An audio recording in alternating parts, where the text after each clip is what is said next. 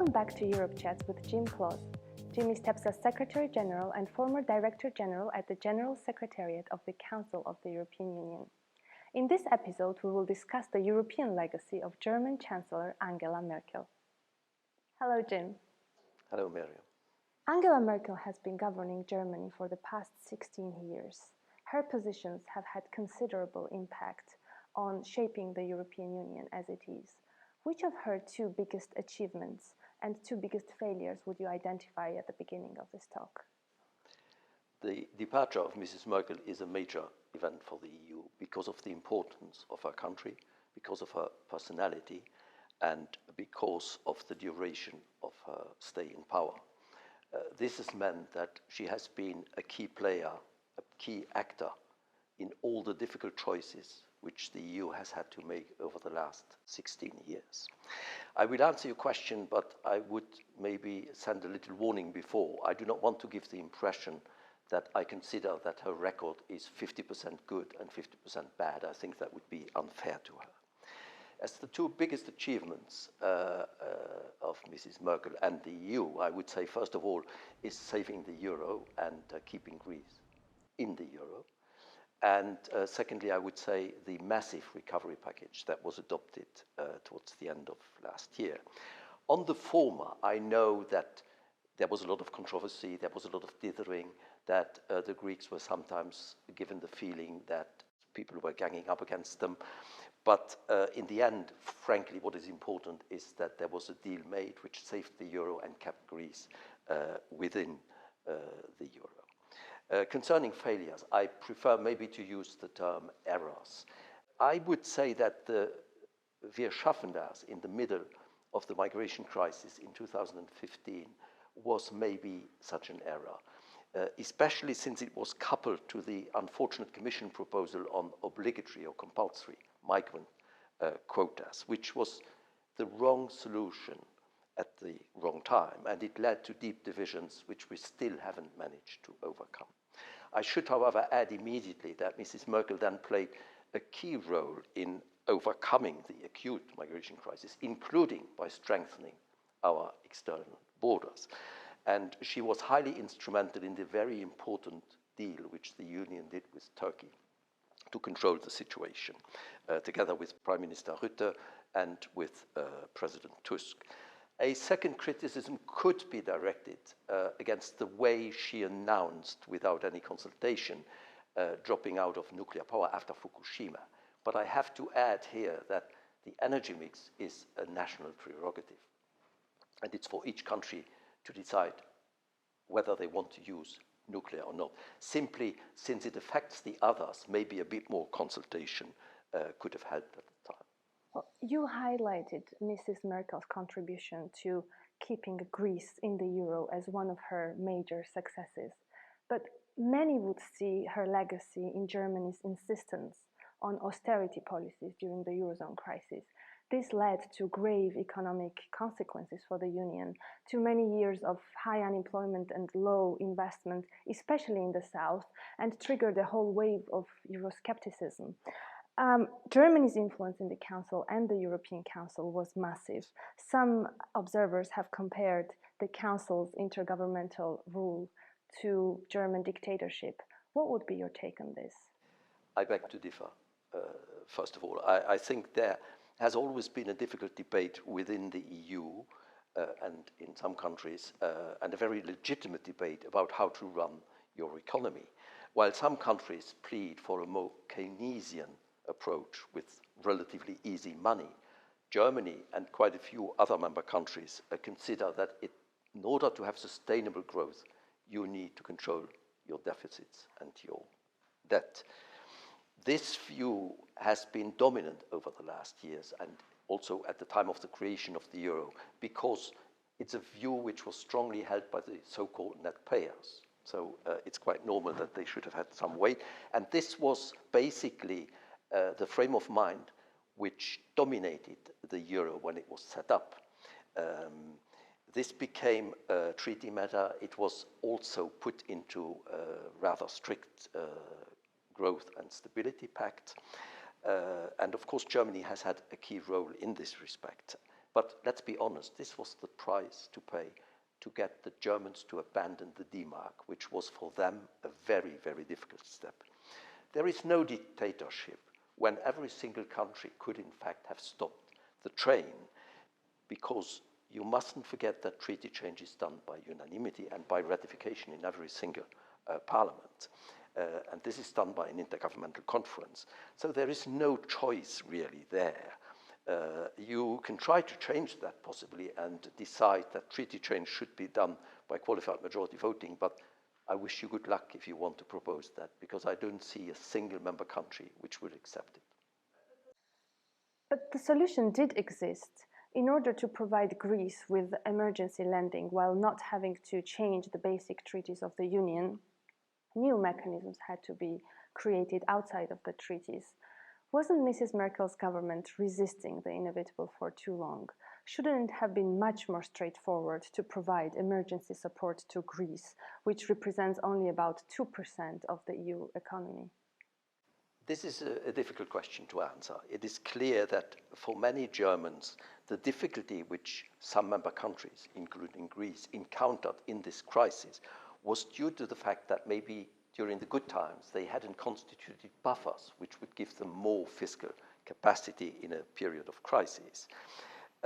Now, they were certainly not completely wrong on this, but I would add that they were certainly not completely right either, because in fact this was a crisis which hit all the countries whether they had run sound fiscal policies or not. It is true that what we could call German orthodoxy led to procrastination and insufficient initial response. I think that can be fairly said. The requirement imposed by the Germans that you would only intervene as a last resort to save the whole of the euro area was certainly not such a good idea. Now, again, in the end, the Germans and the Union did the right thing, and Mrs. Merkel played a major role, slowly convincing the Bundestag and the citizens that this had to be done in the interest of the Union. For instance, to give the European Central Bank the leeway to go to the limits of what the treaties allowed for, or to create a massive European stability mechanism with 750 billion euros behind it to help member states in difficulty. Without her action, I think we would not have been able to do this, and we would probably have lost Greece from the Eurozone, which would have led to a chain reaction, which, in my view, would have been terribly detrimental. Mrs. Merkel governed for 4 legislative periods since 2005. During all her terms, you were preparing the European Council summits. What were generally the attitudes of other heads of state and government towards her? How did her standing and influence in the European Council evolve over time? Mrs. Merkel came to power in 2005. This was a year, you may remember, when there was a very difficult debate about the new multi-annual financial framework, which failed in the end to find a solution at the end of 2005 under the Luxembourg presidency. It was not the fault of the Luxembourgers, of course, I hasten to add. Mrs. Merkel was then very instrumental in finding a deal under British presidency, where as the biggest net payer, they were obviously a major player. So in a way, she almost immediately made her mark in the European Council with her quiet authority, her knowledge of the files, and very strong technical capacity. Now, right from the start, you could say that she convinced the other leaders that she meant business and that she could do business. She confirmed this during the German presidency in 2007, which was an outstanding presidency with 2 major advances. The first one is on moving forward in the fight against climate change in March 2007. And the second one was, of course, to agree collectively on a mandate for a new intergovernmental conference, which was going to transform the failed constitutional treaty into the Lisbon Treaty. As things went on, she more and more established her authority. She was probably the most active and influential member of the club, working very hard behind the scenes, showing tolerance for the positions of the others, sometimes putting her foot down when she had to, and constantly trying to propose compromises. I remember her walking around in the room and going from one to the other with little slips of paper and saying maybe we could do it this way or that way. So it was quite an interesting spectacle. She approached issues very rationally and with a method. The famous Wir schaffen das, which I mentioned before, was maybe an exception, because here it was a more spontaneous emotional reaction. It was also a purely moral reaction, with maybe the consequences not having been thought through entirely. Could you maybe elaborate a little bit more what was so damaging about the Wir schaffen das policy? Yes, Miriam, because it was damaging, I think, because it unintentionally gave the impression that Europe could absorb any number of migrants crossing illegally into the European Union. And this was something which at the height of the crisis 2015 was really making a big impact, and people got very worried about that in Europe. The message to the possible migrants was, of course, to say, just come, we will cater for you. I remember Mr. Tusk went to visit a refugee camp in Turkey, and the migrants were saying, Mr. Tusk, when are the planes coming? Because Mrs. Merkel wants us to go to Europe and Germany.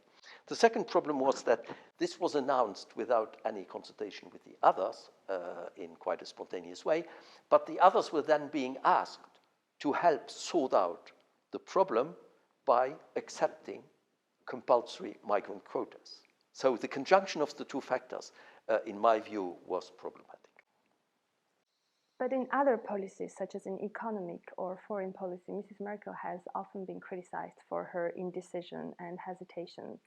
To what extent can this be explained by her own political thinking?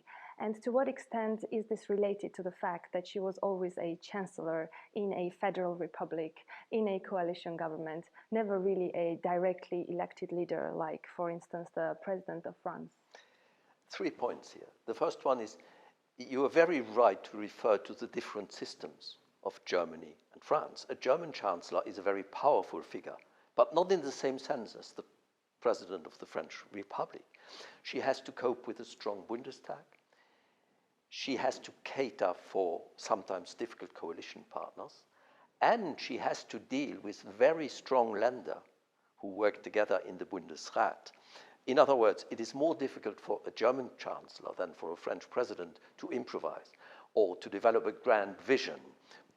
She has to more carefully prepare the ground for doing this.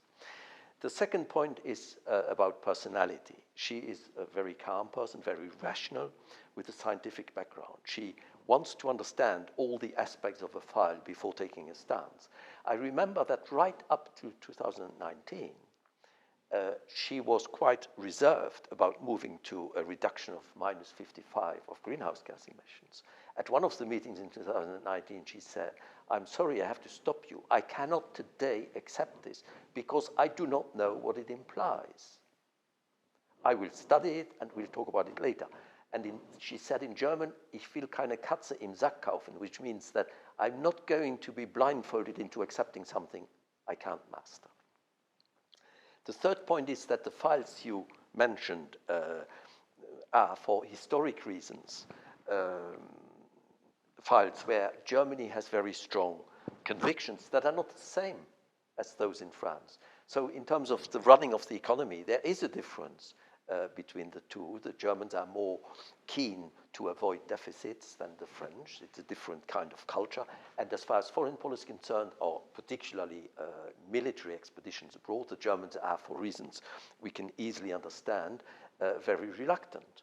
Now, to French people who are not familiar with how Germany functions, this can be baffling, and it can sometimes, and it is sometimes seen as Germany not wanting to cooperate with France. And there maybe Ms. Merkel could at times have shown a bit more empathy in her comments on French positions.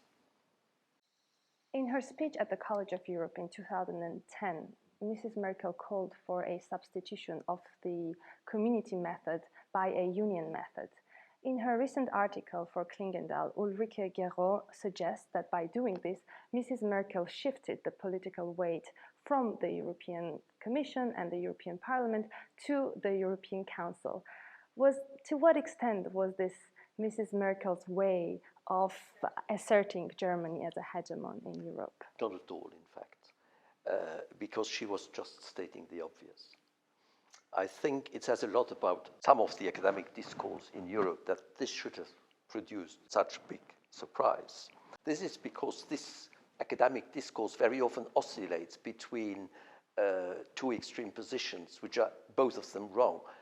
The Union is not a federal state, but it's not either a simple intergovernmental organization. It is a union of states and peoples, or you could say of states and citizens, with different layers of legitimacy. Of course, the European Council and the Council, they are institutions which allow the representatives of the national governments to take a position as far as the union files are concerned. Now, the citizens can, of course, also influence what happens in the European Union via their directly elected members of parliament in the European Parliament. On the question of the community method and intergovernmental method, you or Ulrike Guérot give the impression that there is a choice between them in certain situations. You can either do that or that. No, there is no choice, because the choice is dictated by what the treaty says. If you have an integrated policy, then the community method applies. If you have an intergovernmental policy like foreign and security, it doesn't apply. The working method is intergovernmental. So they coexist together. And this is, I think, what Mrs. Merkel wanted to say about when she talked about a union method. Last remark, I don't think that Mrs. Merkel had to shift the power from somewhere to the European Council for a very simple reason. Since its creation in 1974, the European Council has been the main body where the overall direction of the Union is being defined. After all, as I often repeat, it is composed of the most powerful and democratically legitimate leaders of the 27 countries, plus the President of the Commission. On foreign policy, Matthew Karnichnik in Political claims that Mrs. Merkel's Germany has followed both sides of the fence strategy when it comes to Russia, China, and in the Middle East, which is ultimately underpinned by an unspoken German foreign policy principle, Export Liberalis. How would you assess the evolution of Germany's relationship with Russia? I think, Miriam, it is a bit unfair to reduce the policy towards Russia to an obsession of exports. Now, even if exports are, of course, of key importance for Germany and for the EU as a whole, there are many other issues in our relations with Russia where different factors are in play. History, very important for Germany as far as Russia is concerned. Geography, because Russia is going to be there. Geopolitics, what should be our attitude? I mean, is there a risk of pushing Russia towards China? Those are very important questions. I think that she was not sitting on the fence. Her position was firmly embedded in the EU position and helped, of course, fashion the EU position. Now, it's true that there are divergences of views. Poland wants a tougher line towards Russia, and it's perfectly understandable why they do this.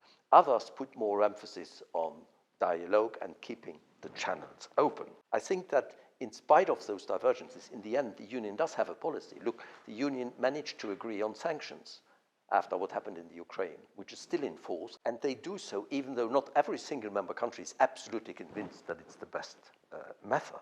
As far as Ukraine is concerned, I think the overall EU policy, of course, is to help Ukraine as much as possible. I could maybe act more specifically as far as Germany is concerned, that here it is important that Germany works towards making sure that the Nord Stream 2 project does not have negative consequences on Ukraine. This calls for a question on Mrs. Merkel's relationship with Eastern EU member states. In some ways, she was careful not to leave them behind, for example, during the discussions on deepening the Eurozone. On other occasions, however, Germany's actions were much less coordinated with Eastern EU member countries. For example, when it comes to migration policy or the war in Ukraine or the construction of the Nord Stream 2 gas pipeline, do you think Germany speaks enough with the Eastern EU countries? I think that Mrs. Merkel has never stopped talking to Eastern European and Central and Eastern European members, whom she knows, of course, very well. She was raised in the GDR. She has some Polish family background. I remember once when she was asking President Tusk to tell her how to pronounce her Polish family name. Incidentally, she was a strong proponent of making President Tusk president of the European Council, which was a very strong political signal towards Central and Eastern Europe. More generally, she's someone who believes in dialogue, including with countries she disagrees with, whether they are member countries or outside countries. She likes the confrontation of ideas, and she's very keen on mutual respect. Now, concerning the euro area, you're absolutely right that Mrs. Merkel has always insisted, whenever possible, when there is a euro meeting, which normally should take place at 19, that the outs were invited as observers, so as not to have a cleavage and not to have a complete division within the European Union. Now, having said all of this, I think we should be clear, the Union is not some fairy tale land where everybody loves everybody and everybody agrees on everything.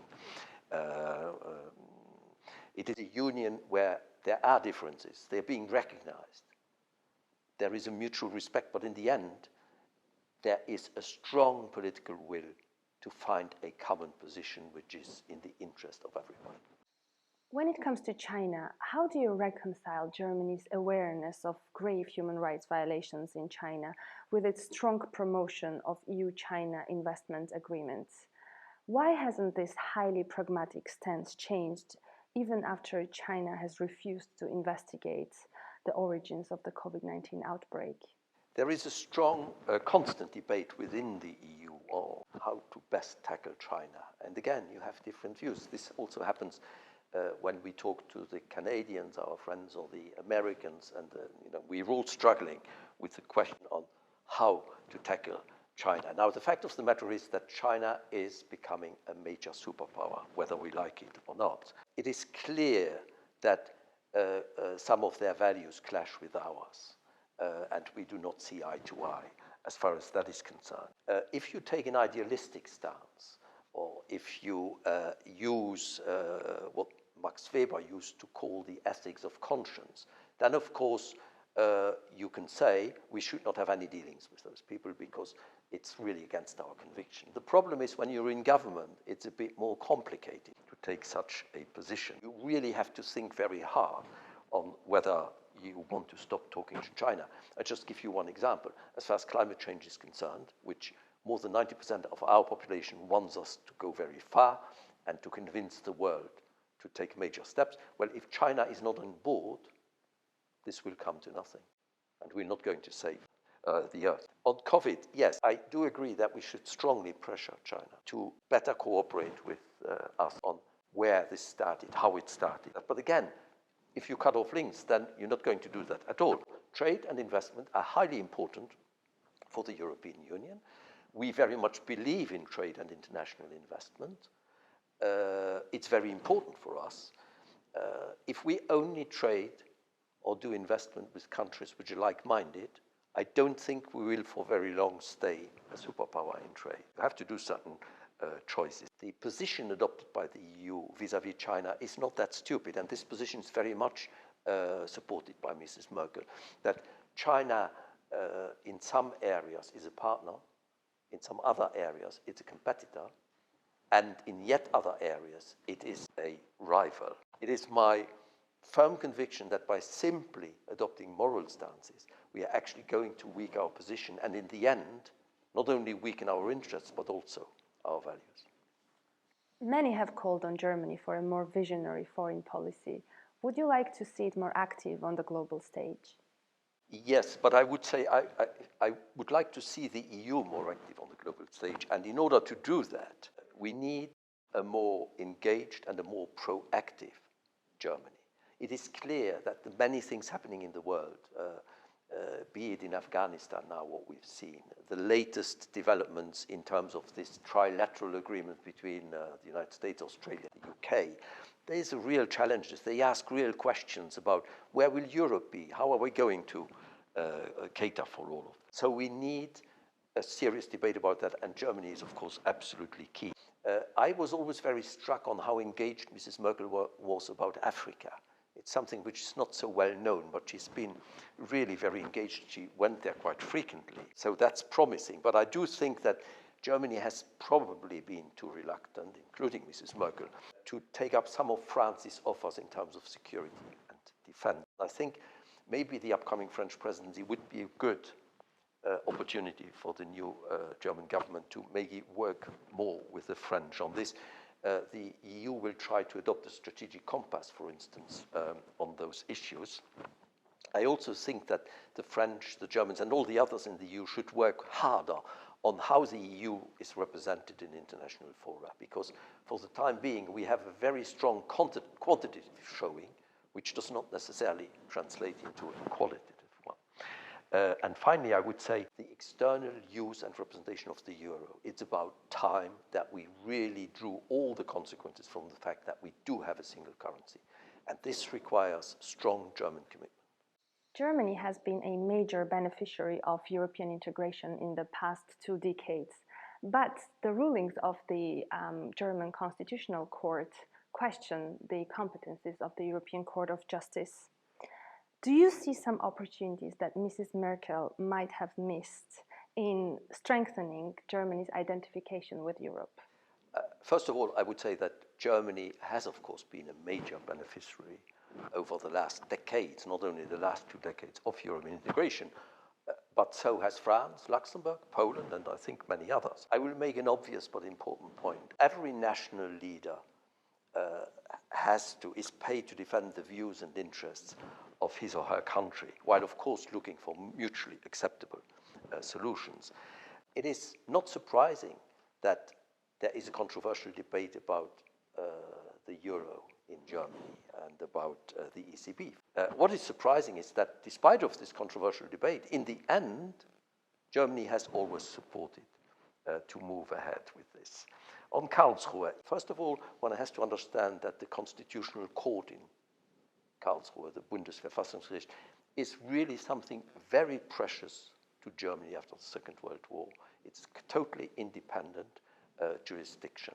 And for Germany, this is highly, highly important. And every chancellor has to respect this.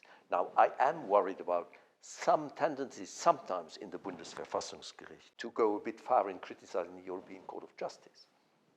This could be dangerous, particularly if countries like we've recently seen, there are some tendencies in Poland to use this as a pretext not to accept rulings on the rule of law, which would be, I think, quite dangerous. But I would say overall that both the government in Germany, but also the Bundesverfassungsgericht itself, have gone out of their way whenever there is a ruling which is a bit sort of limit in this area to make sure that no negative consequences arise from that for European integration. I've tried to confront you with critical questions on Mrs. Merkel's record, but in all your answers you found arguments to praise her. In conclusion, what would be your overall retrospective view on Mrs. Merkel, also more at a personal level? I'm personally very pleased that Mrs. Merkel goes out on a high without losing an election. It's a rare privilege for a politician. I sincerely admire her, I have to say, for what she is and what she's done.